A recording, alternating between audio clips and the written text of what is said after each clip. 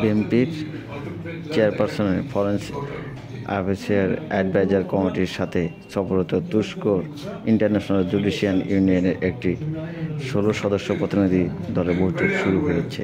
বিএনপির নেতৃত্ব দিচ্ছেন বিএনপির স্থায়ী কমিটি ও চেয়ারপারসনের ফরেন্সিক অ্যাফেয়ার অ্যাডভাইজার কমিটির সদস্য আমির খুরশো মাহমুদ চৌধুরী।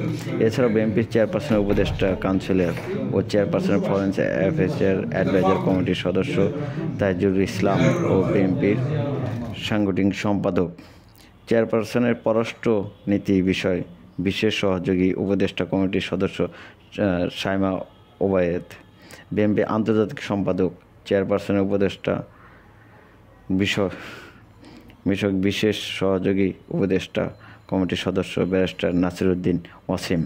জুডিশিয়াল ইউনিয়নের প্রতিনিধি দলে আছেন ডক্টর রফিক, কুরুজ, কামাল কিয়ার, মেহনুর হোসেন আকলি, হুসেন ইয়াজান, হান্নান একব্লাড। 16 জন কূটনীতিকের সাথে বিএনপির আমির খুরশো মাহমুদের চলছে মিটিং শেষে হয়তো আমরা জানতে পারবো তাদের মিটিংয়ের ফলাফল আসলে কি হলো। তো আপনারা আমাদের সাথেই থাকেন, আমরা পরবর্তীতে আপনাদেরকে নিয়ে যাব সরাসরি ব্রিফিংয়ে।